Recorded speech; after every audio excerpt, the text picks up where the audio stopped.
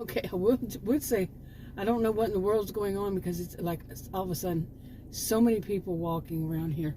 But I believe the elementary school over there closes for the day. That's out in about 12 minutes, so that would make sense. But it's kind of strange.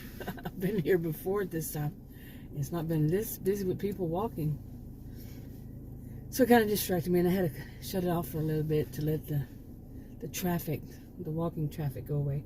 Anyway, so where did I leave off? I was talking about how some might actually see them as a clan, because in their own culture, their own family culture, and it's quite a big, huge family of numbers wise. They do believe in marrying within the family, this huge family. If it's a certain, like I said, if it's lawful. Now, different places have different. They don't marry cousins. It has to be beyond that. They don't marry brothers, sisters, parents, of course, anything like that. But it's generally something more like two cousins. Okay, they don't marry cousins, but they marry, we call it second cousin, don't we? Like the cousin's child, adult child. They have to be adults, of course. And the adult child can marry their parents, that cousin, okay, to their parent. I personally think that's too close. I don't really know much about. It's not something that I've spent a lot of time thinking about, and I can't recall ever studying it at university, seriously, except in anthropology. Did study in anthropology, yeah. But anyway,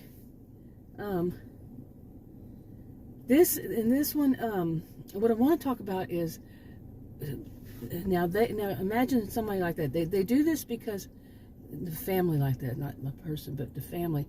They do this to keep money within the family.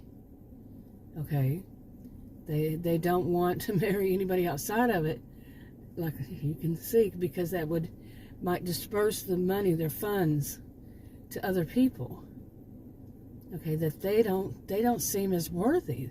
They don't see them as worthy, so they try to keep it as much within the family.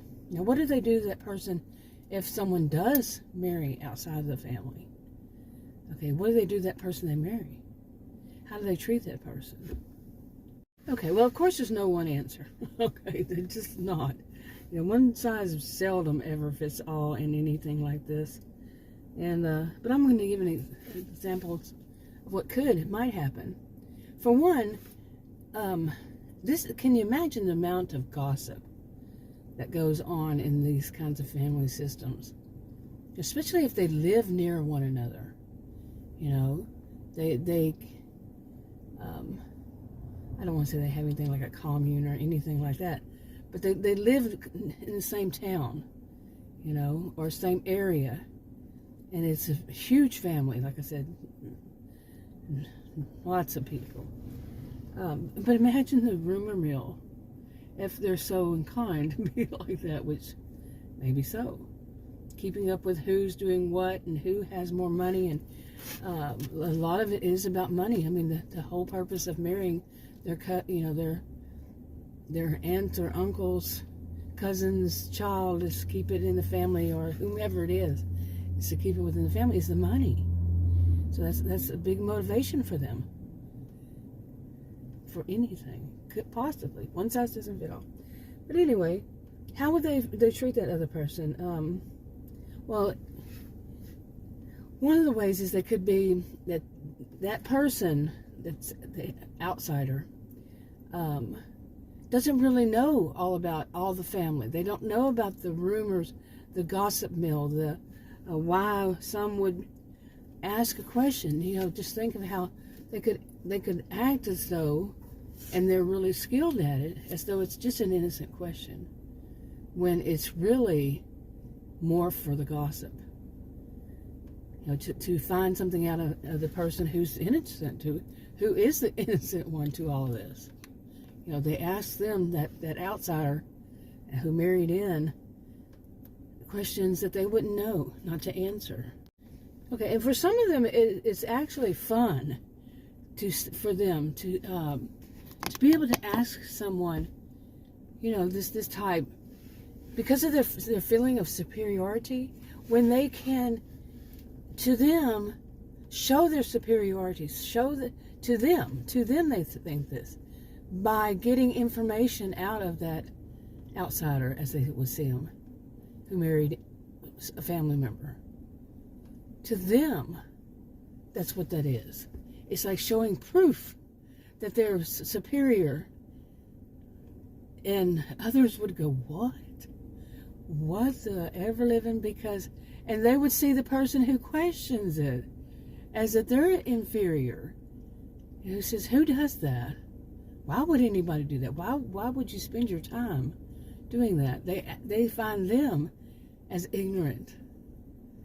The family will find that person who even questions it as ignorant, as inferior. You see, and their whole logic, the whole way their brains are wrapped, is often quite bizarre.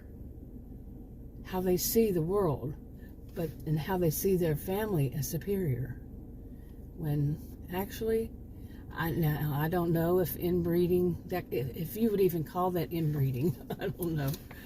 Well, actually, I tried to find out, but how much I trust information I find online is very little.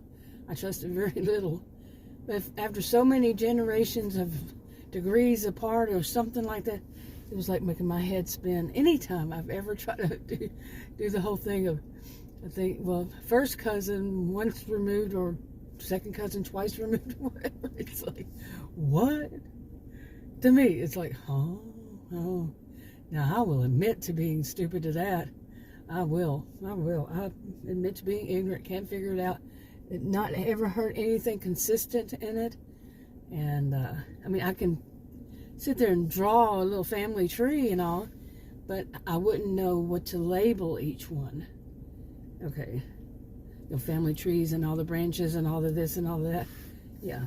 It's also that's speaking of, I told Adam recently, he was saying something about, well, the fruit doesn't fall from the tree, and it was about his family, by the way, not mine, surprisingly. But he admitted to it. Surprising that he admits to it. But he said that fruit doesn't fall from the tree. And I told him, I really don't like that. Because there are a lot of, people who grew up in dysfunctional families, and they're nothing like that particular fruit. And then I reminded him that the trees have more than one branch. Yeah, I know. It's like, he just sat there and stared at me. Maybe it does sound stupid, but it's not. Because they're saying it about one parent.